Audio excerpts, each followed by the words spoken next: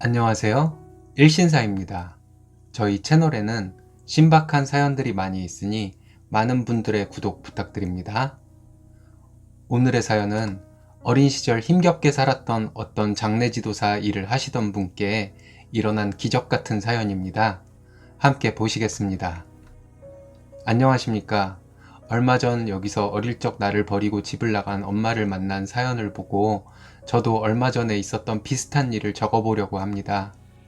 저는 이제 갓 신이 된 대학생 아이 둘을 둔 아저씨입니다. 제 직업은 상조회사 대표입니다. 예전에는 장의사라고 했던 일이죠. 어린 시절에 장의사라고 적혀 있는 곳의 앞을 지나갈 때는 숨을 참고 지나가던 기억이 있네요. 그랬던 제가 이 일을 하게 될 것이라고는 생각도 못했지만 이렇게 망자를 보내드리는 일을 하게 되었네요.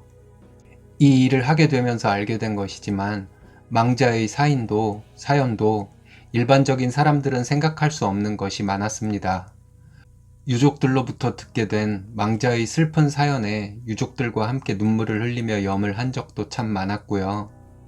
망자를 염을 해서 잘 보내드리고 유족들과 함께 울고 웃으며 제가 조금이나마 유족들에게 위로가 될 수 있다는 것에 저는 장례지도사라는 제 직업에 자부심을 갖고 살고 있습니다. 저는 어린 시절에 어머니가 집을 나가 중학생이 될 때까지 아버지와 할머니 댁에서 살았습니다. 아버지가 집에 안 계실 때는 할머니의 모진 말과 폭행에 시달렸습니다. 할머니에게 매를 맞는 이유가 참 여러 가지였지만 딱히 제 기억 속에 그 이유들이 떠오르는 것들이 몇 가지 되지 않는 것을 보면 그다지 이유가 있어 할머니께서 매를 드셨던 것은 아니었던 것 같습니다.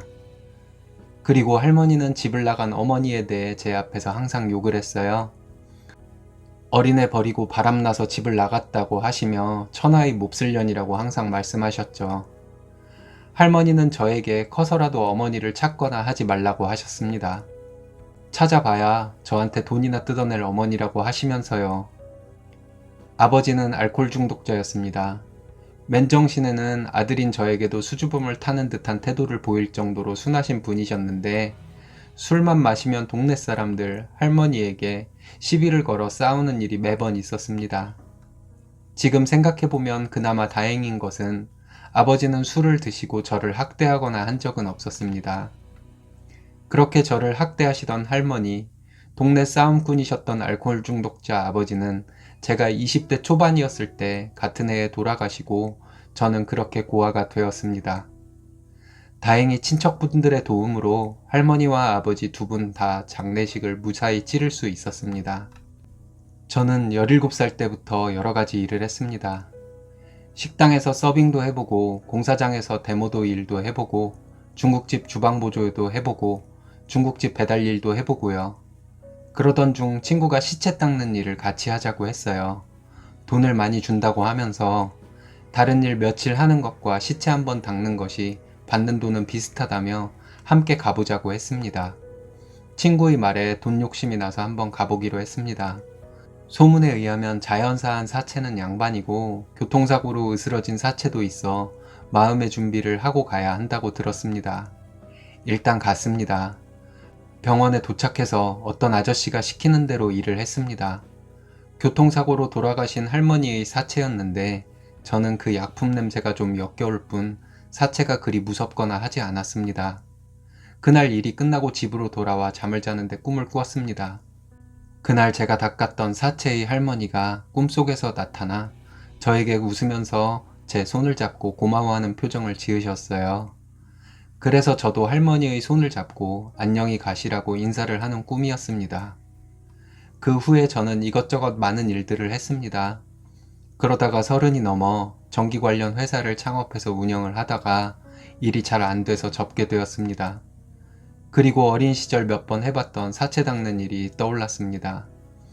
그렇게 장례지도사 자격증을 따고 한 상조회사에 들어가 일을 하며 일을 배운 후에 상조회사를 차리게 됐습니다. 이 일을 하다 보면 망자를 염해드릴 때보다 장례식장에서 돈 때문에 싸우는 유족들을 볼 때 더 역겨움을 느끼곤 하는데요. 있는 집은 있는 집대로 재산 가지고 싸우고 없는 집은 없는 집대로 조의금을 가지고 싸웁니다. 또 슬픈 일도 많습니다.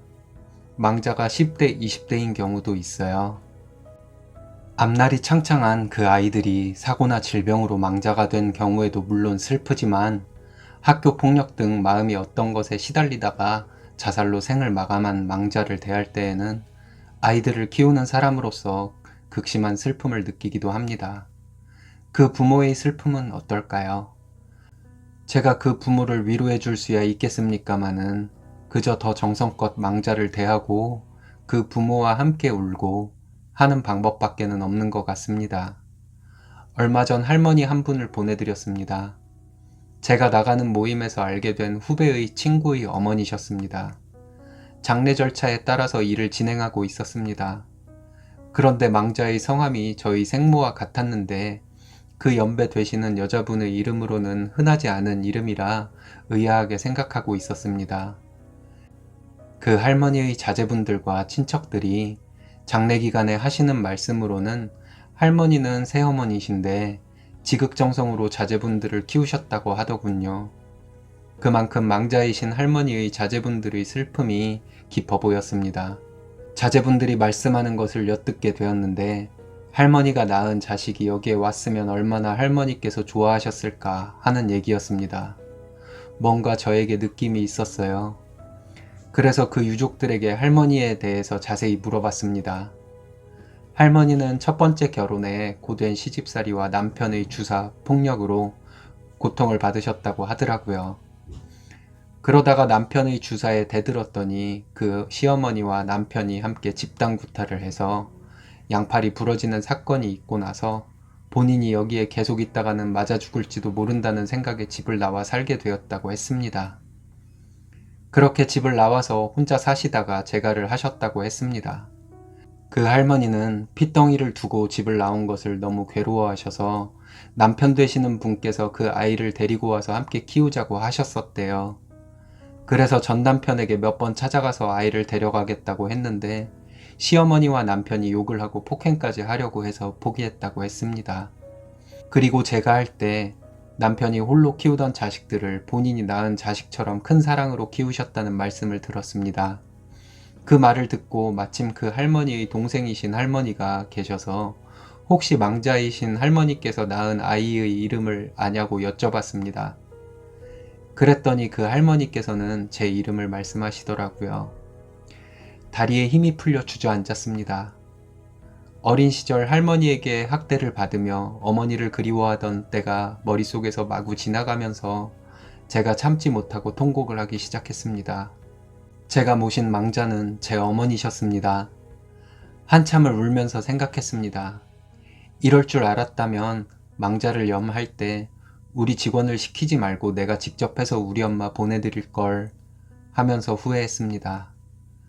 저의 통곡이 조금 진정되고 망자이신 제 어머니의 자제들이 무언가를 아셨는지 함께 울기 시작하더군요. 저의 이모 되시는 그 할머니는 저를 안고 우셨습니다. 나중에 알고 보니 망자이신 제 어머니의 자제 한 명이 저에게 받은 제 명함의 이름과 이모님이신 그 할머니가 말씀하셨던 이름이 같은 것을 확인하고 저의 정체를 그분들이 알게 된 것이었습니다. 그렇게 그리워하던 어머니신데 저도 나이를 먹어감에 따라서 아이들 키우면서 어머니에 대한 그리움이 점점 커져 찾아보려고도 했지만 혹시 재가를 하셔서 내가 찾는 것이 어머니께 누가 될까봐 쉽사리 찾을 시도조차 하지 못했던 내 어머니신데 저를 평생 그리워하며 애달는 마음으로 사셨다는 사실에 저는 숨이 쉬어지지를 않았습니다. 제 이모이신 그 할머니를 안고 울고 또 울었습니다. 그 장례식장에 와 있던 저희 외가 식구들이 모두 저에게로 와서 위로의 말을 한마디씩 건네시며 함께 우셨습니다. 그 자리에는 제 외삼촌도 계셨고 제 이종사촌도 있고 제 외사촌도 있었습니다. 함께 울었습니다. 울다가 좀 진정이 되기 시작하니 제 어머니께서 제가 하신 남편 되시는 분과 그 가족분들은 이 상황을 좋게 생각하지 않을지도 모른다는 생각이 들었습니다. 그래서 그분들께 사과를 드리고 나가야 하나 하는 생각이 들 때쯤 제 어머니의 남편 되시는 분께서 저에게 말씀하셨습니다. 어머니의 장례식장에서 뭐 하는가? 얼른 일어나서 상복으로 갈아입게. 그 말씀에 저는 너무 큰 감동이 밀려와 할 말을 잃었습니다. 어머니의 자제들이 저를 부축해서 장례식장의 작은 방으로 데리고 가서 상복으로 갈아입게 해주었습니다. 그리고 저를 데리고 나와서 조문객을 함께 맞이하도록 해주었습니다. 제 어머니의 자제들과 손주들이 슬퍼할까봐 저는 더 이상 소리내서 울지 못했습니다. 그저 눈물만 흘리고 있었습니다. 그 와중에 제 어머니의 자제가 자신의 친구인 제 모임의 후배에게 연락을 해서 제 와이프에게도 연락이 닿아 제 와이프와 아이들도 그 장례식장으로 왔습니다. 와이프와 자식들을 보니 또 눈물이 터졌습니다. 아이들과 와이프를 안고 우는 저를, 저희 가족을 이모님들이 오셔서 안고 함께 우셨습니다. 제 어머니의 자제분들과 제가 한 남편분께 정말 감사했습니다. 뭐라 감사의 말씀을 드려야 할지 모를 정도로 감사한데 제 어머니의 남편분께서 저에게 자네 어렸을 때 진작에 데려다 아들 삼지 못해서 미안하네. 고생 많았지? 잘 자라줘서 고맙네. 자네 어머니도 기뻐하실 걸세. 라는 말씀으로 저에게 또 한 번 숨이 쉬어지지 않을 정도의 고통스러운 감동의 울음을 주셨습니다. 그렇게 눈물로 어머니를 모셨습니다. 어머니를 잃어 슬픔에 빠져 있을 어머니의 자제들은 장지에서까지 멈추지 않는 제 울음을 오빠, 형님이라 부르며 계속해서 위로해 주었습니다. 정말 고마웠습니다. 그렇게 장례를 마무리 짓고 며칠 뒤에 제 어머니의 남편 되시는 어르신께서 저를 불러 댁으로 찾아갔습니다. 어르신께서 말씀하시기를 제 어머니의 명의로 된 아파트 한 채를 상속받아가라 하시더라고요. 절대 그럴 수 없다고 했습니다. 장례식 상주로 있을 수 있게 해주신 것만으로도 어르신께 큰 은혜를 입었는데 재산에까지 욕심을 내면 제가 정말 인간 이하의 사람이 될 것 같아서 그럴 수 없다고 말씀드렸습니다. 그 어르신이 말씀하시길 저희 어머니와 재혼을 하고 저희 어머니께서 어르신의 자제분들을 키우시고 살림하시고 때로는 어르신 회사의 일이 바쁠 때 회사 일도 도우시며 고생을 많이 하셨다고 하셨습니다. 그래서 돈을 벌어 재산을 모으셨는데 아파트 한 채는 어머니 명의로 해주셨답니다. 어머니께서도 제가 어머니의 명의로 된 아파트를 상속받으면 좋아하실 거라며 받으라고 하셨습니다. 다른 자제분들도 모두 동의를 했다면서요. 저는 어르신께 절대 그럴 수 없다는 말만 반복해서 드렸습니다. 어르신께서는 또 어르신의 핏줄들은 어머니께서 이렇게 잘 길러주셨는데 그에 대한 보답으로 이제부터라도 어머니의 핏줄인 저를 친자식처럼 대해주고 싶다고 하셨습니다. 명절에 갈 곳이 없으면 어르신 댁으로 저희 가족들을 데리고 오라시며 이제 늦었지만 가족이 되자고 하셨습니다. 저희 와이프와 상의를 해보고 결정하라며 어르신 집안의 경조사도 함께 참석하자는 제안도 주셨습니다. 너무 감사했습니다. 그리고 어르신께 20대 초반의 고아가 된 저에게 이렇게 가족이 되어 주시려 해주셔서 감사하다고 말씀드리고 그 제안은 저도 받아들이고 싶다고 말씀드리고 집으로 돌아왔습니다. 그리고 와이프와 상의한 결과 그 어르신과 자제분들과 가족처럼 지내자는 제안을 받아들이기로 했고요. 그 후 며칠 동안 자제분들이 저에게 연락을 해서 형, 오빠 이렇게 부르며 어머니의 유산을 상속받으라고 저에게 졸라대는 것처럼 얘기했습니다. 하지만 저는 그럴 수 없다고 했습니다. 그리고 계속되는 그 자제들의 요청으로 저와 그 자제들은 호영호제하면서 지내게 되었습니다. 저는 예쁜 남동생 둘과 여동생 하나가 생겼고 저를 큰아빠라 부르는 조카들과 외삼촌이라 부르는 조카들도 생겼습니다. 거기에 자상하신 아버지까지 생겨서 너무 기뻤습니다. 그렇게 저는 몇 달 전 가족을 만났습니다. 그 후 어머니를 보내드린 슬픔이 금세 가시고 제 아버지와 형제들, 조카들과 자주 통화하며 행복에 젖어 살고 있습니다. 행복에 겨워 하루에도 몇 번씩 온몸이 짜릿해지는 느낌이 듭니다. 사람들이 기피하는 장의사란 직업을 제가 갖지 않았더라면 이런 행운이 저에게 돌아오지 않았을 겁니다. 그래서 저는 원래도 제 직업에 자부심을 갖고 있었지만 지금은 더 큰 자부심으로 일을 하며 더 잘 하려고 노력하고 살고 있습니다. 제 조카들, 동생들, 맛있는 거 사주려면 돈을 더 잘 벌어야 하기도 하고요. 저희 행복을 여러분과 나누기 위해 이렇게 여기에 글을 적어봅니다. 여러분들 모두 행복하시길 바랍니다. 감사합니다. 정말 어머니께서 스님을 그리워하시며 사신 세월에 하늘이 감동을 받았나 보네요. 스님께 이렇게 큰 선물을 드리고 가신 어머님의 명복을 빕니다. 고생 많이 하고 사셨는데 이젠 아버님과 동생분들, 조카들과 행복하시기만 하시면 되겠네요. 안녕하세요. 일신사입니다. 저희 채널에는 신박한 사연들이 많이 있으니 많은 분들의 구독 부탁드립니다. 이번 사연은 오누이의 감동적인 실화 사연입니다. 오늘의 사연 함께 보시겠습니다. 안녕하세요. 여기 글들을 보니 가족들과 친척들의 배신으로 마음고생 하신 이야기들이 많이 있어서 마음 아파하며 읽었어요. 읽으면서 어떻게 가족끼리 저럴 수가 있을까 하면서 이해가 되지 않았지만 저도 결혼을 해보니 자기 딸린 식구들이 있으면 형제지간에 한번 나쁜 놈 되고 돈이나 차지하자 하는 생각을 하는 사람이 있을 수도 있겠구나 하는 생각을 한 적이 있습니다. 한편으로는 이해도 가면서 한편으로는 화가 나는 마음으로 글들을 읽었네요. 저는 그 반대되는 이야기를 해보려고 해요. 얼마 전 젊은 나이에 중풍으로 쓰러져 중증 장애를 입은 우리 오빠 얘기예요. 여기에라도 이렇게 제 얘기를 하면 좀 제 마음이 편해질까 해서 글을 씁니다.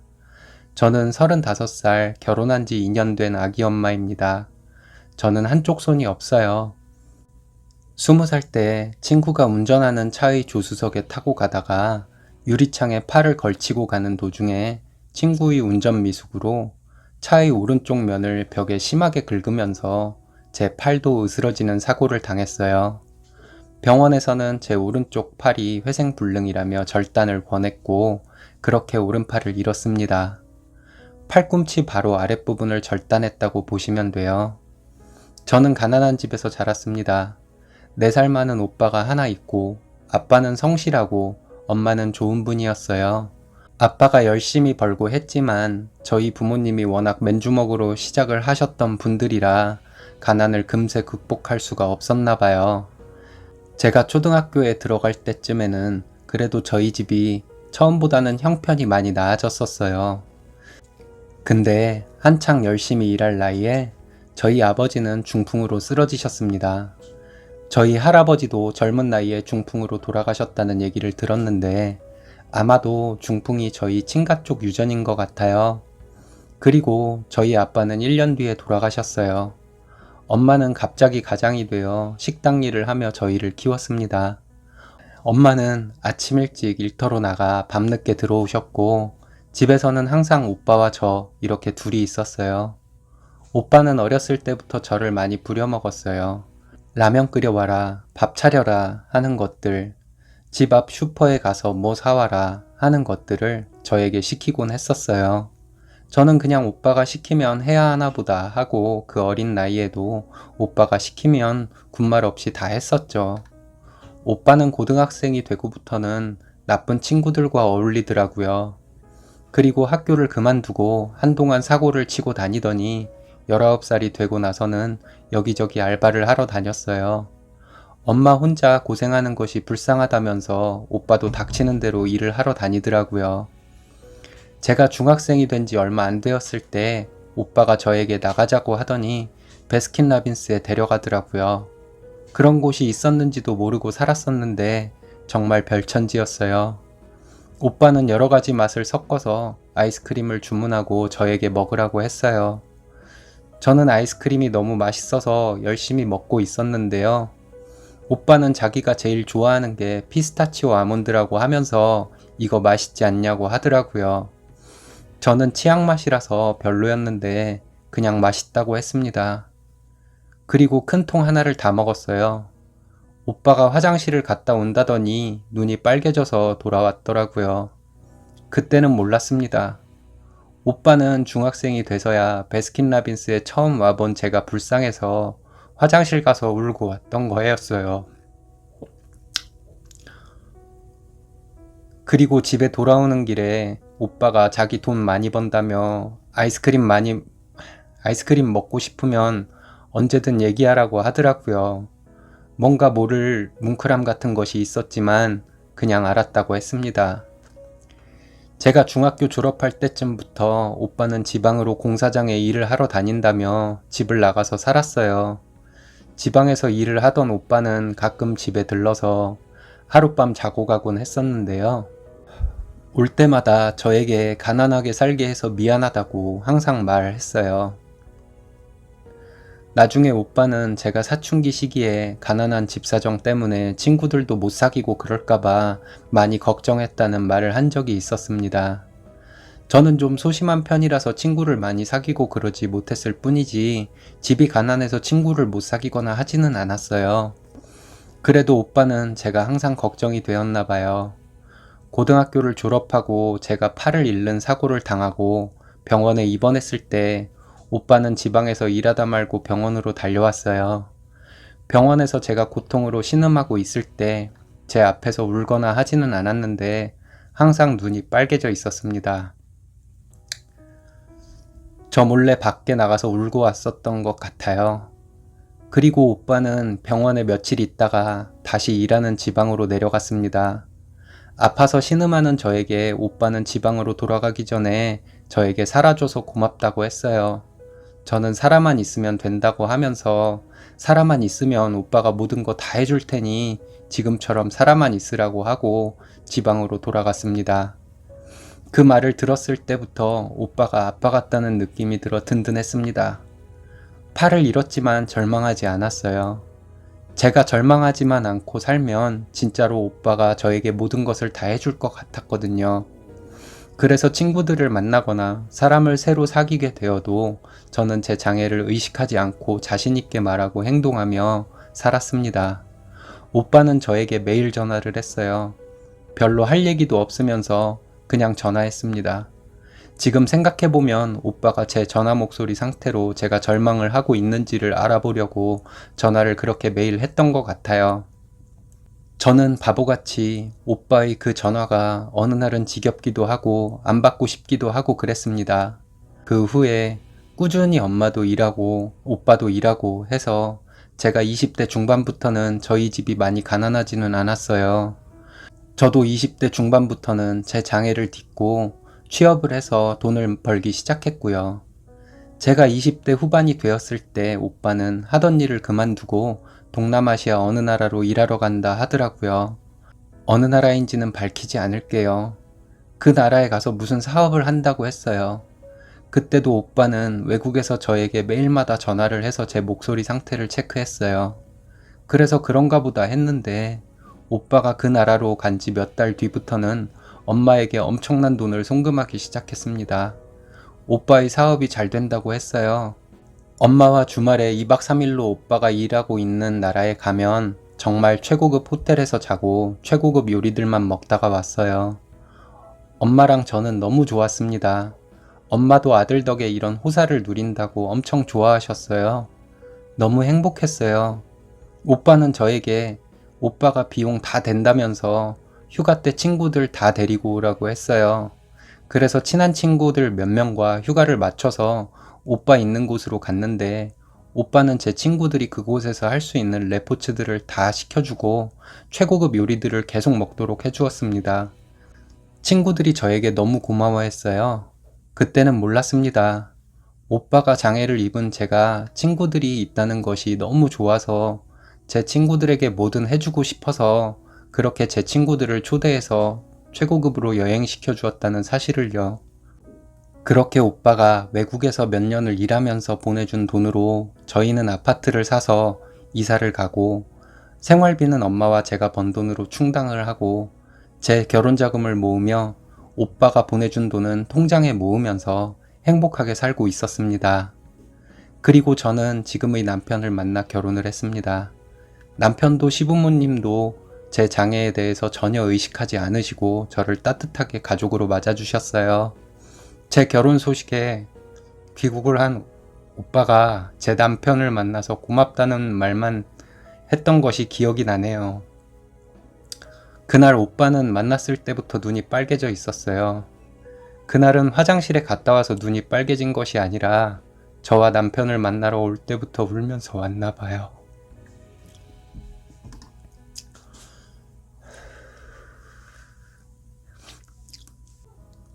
장애가 있는 동생이 결혼할 남자가 있다는 사실이 오빠는 많이 좋았나 봐요. 그리고 제 남편을 만나서 고맙다는 말만 계속 하더라고요. 그렇게 저는 좋은 남편과 시댁을 만나 행복한 가정을 꾸리고 살게 되었습니다. 그렇게 아이를 낳고 살고 있었는데 오빠가 귀국을 했다고 얼른 오라고 했어요. 무슨 나쁜 일인 것 같아서 아이를 시댁에 맡기고 엄마가 알려준 병원으로 달려갔습니다. 오빠는 중풍으로 쓰러져서 귀국을 하게 된 것이었어요. 정말 하늘이 무너지는 줄 알았습니다. 오빠가 저에게 그랬던 것처럼 오빠를 부여잡고 며칠을 울었습니다. 울고 또 울었어요. 병원에서 수술을 받고 몇 달간 치료를 받다가 오빠는 퇴원을 했습니다.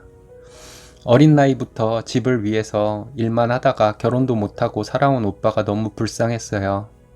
나중에 알게 된 것인데 오빠가 외국에서 했던 일이 도박장에서 관광객들을 상대로 환전을 해주는 일을 했었더라고요. 너무 마음이 아팠습니다. 다른 사람들이 보기에는 우리 오빠가 그저 한 명의 범법자로 보이실 수도 있겠지만 저와 엄마가 가난하게 사는 것이 안쓰러워서 20대를 일만 하면서 보낸 오빠가 또 저와 엄마를 위해서 돈을 많이 벌기 위해서 위험을 감수하고 그런 일을 하며 외국에서 고생을 했다는 사실에 가슴이 찢어질 듯이 아팠습니다.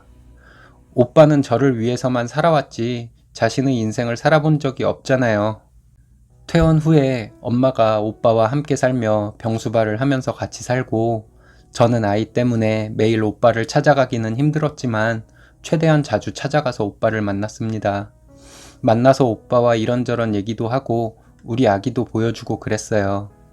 그렇게 오빠는 재활과 치료를 받아 지팡이를 짚고 걷는 정도까지 되었습니다. 우리 아이도 좀 커서 아장아장 걷고 오빠를 만나면 오빠에게 잘 안겨요. 우리 오빠는 말을 어눌하게 하지만 우리 아이를 보면 정말 좋아해요. 제가 오빠에게 하고 싶은 말이 있었는데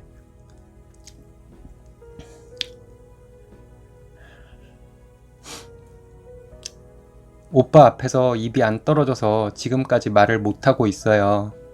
제가 20살 때 팔을 잃고 병원에 있을 때 오빠가 저에게 했던 말을 저도 오빠에게 해주고 싶어요. 오빠가 살아줘서 고맙다고요.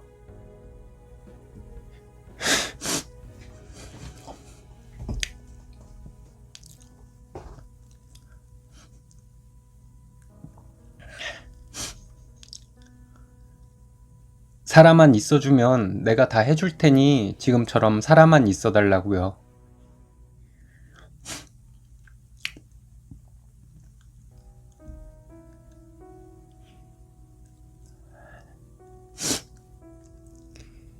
이 말을 오빠가 저한테 했을 때처럼 저도 울지 않고 오빠에게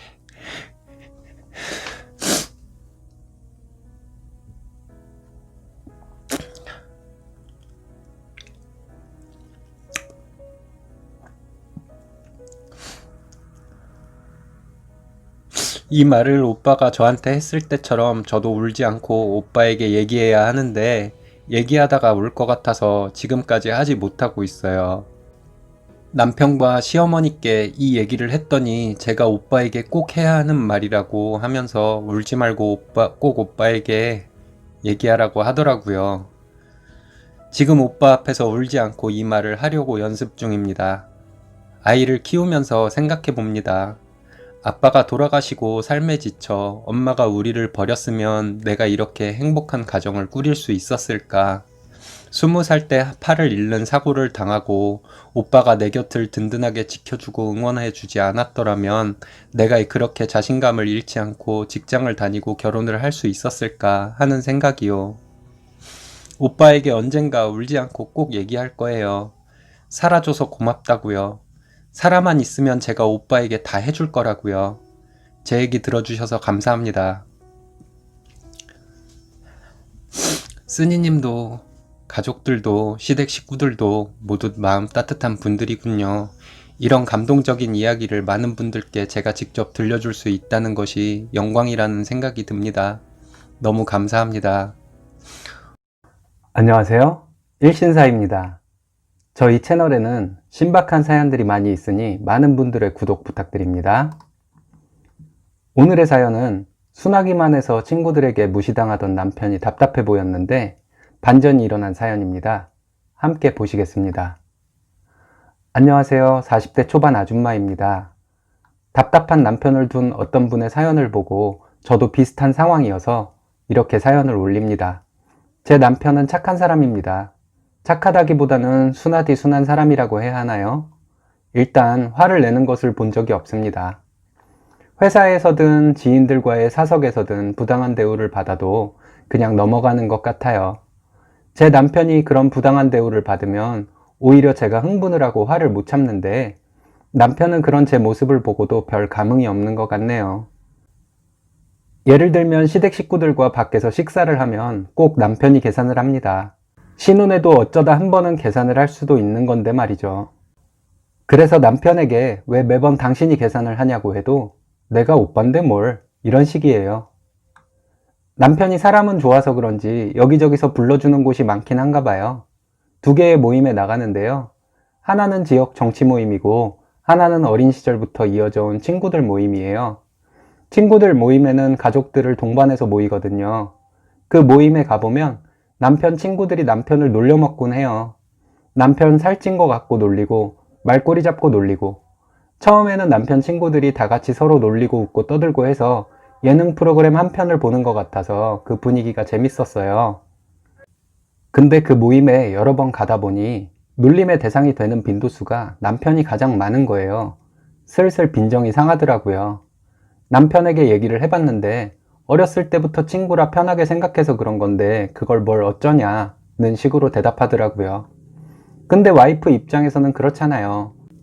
내 남편을 누가 무시하면 나도 같이 무시당하는 것 같은 기분이 들잖아요. 근데 이 남편 친구들이 그나마 좀 괜찮은 것은 어른들끼리 있을 때는 무슨 새끼 해도 자녀들이 있는 자리에서는 절대 장난으로라도 욕을 하거나 누군가를 비방을 하거나 하는 발언은 절대 하지 않는다는 거예요. 그랬거나 말거나 남편이 깔아뭉개지는 것 같아서 기분이 상했으니 그 남편의 친구들 모임에 제가 핑계대고 빠지는 경우가 종종 있었어요. 그런 모임을 남편도 안 나갔으면 좋겠는데 그저 친구 좋아서 해벨레하는 남편을 제가 못 나가게 할 수도 없잖아요. 그냥 저만 안 나갔죠. 그러던 중에 작년 이맘때 남편이 금요일에 퇴근을 해서는 체한 것 같다며 가슴이 답답하다고 하더라고요. 그 다음날 토요일이 남편 친구들 모임 날이었는데 그 모임에도 못 가고 집에서 계속 누워만 있더라고요.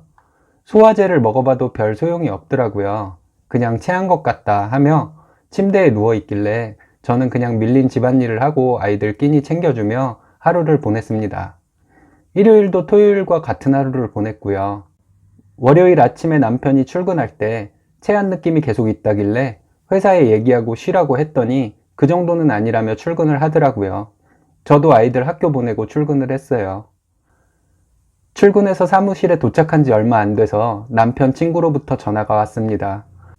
뭔 일인가 했더니 남편이 병원 응급실에 있다고 거기로 오라고 하더라고요. 그래서 회사에 얘기하고 정신없이 남편 친구가 알려준 병원으로 갔습니다.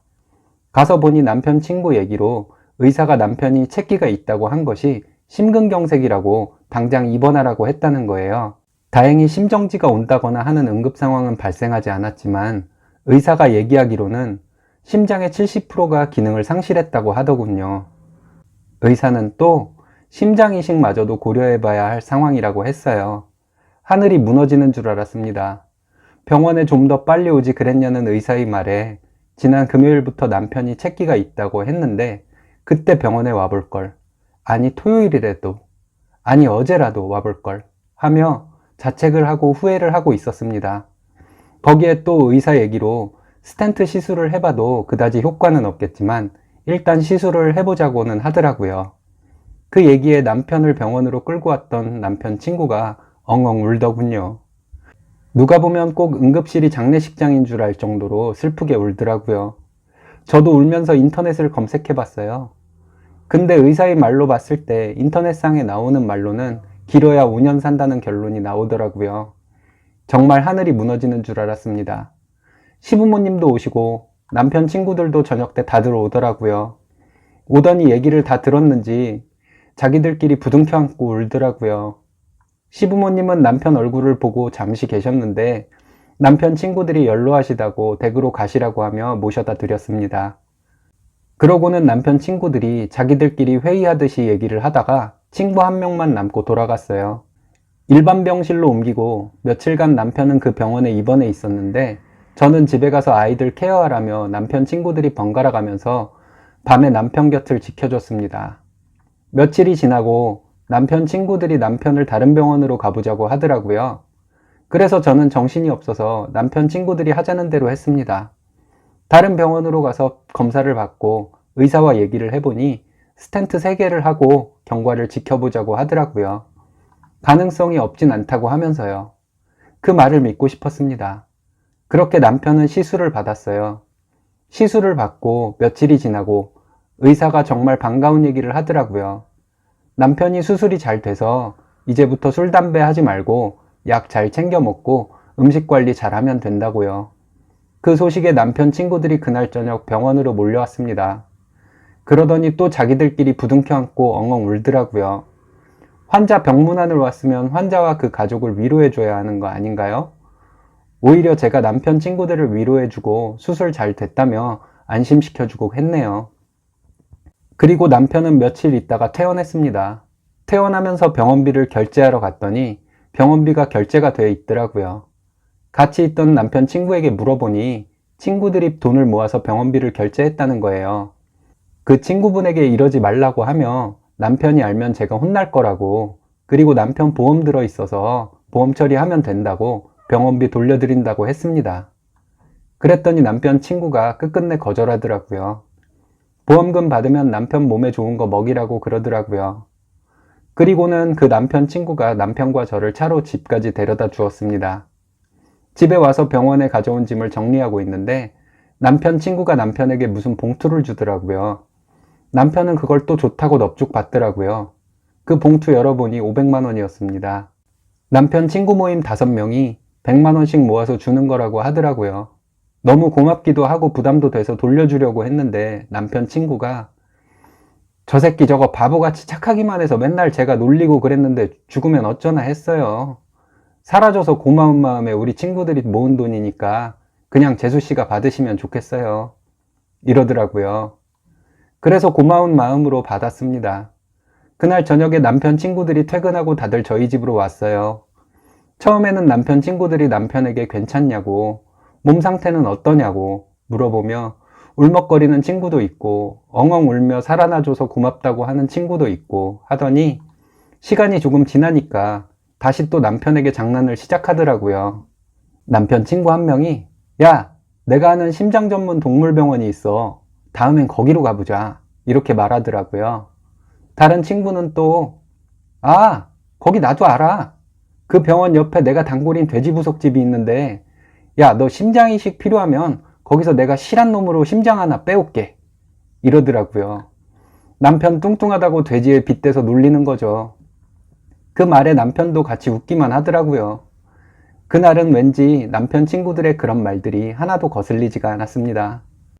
그날뿐만 아니라 그날 이후로는 남편 친구들의 우정을 알기에 남편이 친구들에게 놀림을 받아도 남편이 왜 웃기만 했는지 알 것 같았어요. 그 후에 남편은 굉장히 피로를 잘 느꼈어요. 퇴근해서 집에 오면 녹초가 돼 있고 그랬거든요. 그리고 얼마간이 지나서 남편이 피로를 좀 덜 느끼고 해서 회복이 좀 되나 보다 했는데 병원에서 의사가 걷기 운동을 하라고 남편에게 말했나 봐요. 그날부터 저녁마다 남편 친구들 중에서 한 명이 번갈아 가면서 집으로 와서 저녁 먹고 누워서 TV를 보고 있는 남편을 욕하면서 끌고 나갑니다. 끌고 나가서 집 근처 공원을 한 바퀴 돌고 오더라고요. 어느 날은 남편이 화장실에 숨어서 남편 걷기 시키려고 찾아온 친구에게 자기 없다고 하라고 했는데 제가 남편 친구에게 오빠, 땡땡이 아빠 아직 퇴근 안 했어요 하면서 눈짓으로 화장실을 가리켰어요. 그랬더니 그 남편 친구가 화장실 문을 벌컥 열고 남편을 또 욕하면서 끌고 나가더라고요. 그렇게 남편 친구들 덕분에 남편은 회복이 잘 되고 있습니다. 가족들은 물론이고 자기를 그렇게 사랑해주는 친구들을 위해서라도 우리 남편 오래 살아야죠. 언젠가 한번 남편 친구 중에 한 명이 이런 얘기를 했어요. 네 병원에 갔을 때 내 놀림감이 사라지는 줄 알고 걱정 많이 했다. 이런 얘기요. 예전 같으면 우리 남편 무시당하는 것 같아서 기분 나빴겠지만 하나도 기분 안 나쁘더라고요. 남편 친구들 놀림감 사라지면 안 되죠. 남편이 더 건강해져서 오래오래 늙어서까지 친구들의 놀림감이 되어주길 바라고 있네요. 늙어서 꼬부라진 할아버지들이 10대들이 하는 욕을 하면서 장난치는 모습도 귀여울 것 같아요. 이번 일로 정말 남편 친구들에게 고마운 마음입니다. 그 오빠들에게도 무슨 일이 생기면 그분들이 남편에게 그랬던 것처럼 남편과 함께 열심히 도우려고요. 착한 남편이 답답해 보이기만 했는데 이런 일을 겪고 나니 착하면 복을 받는구나 하는 생각도 들고요.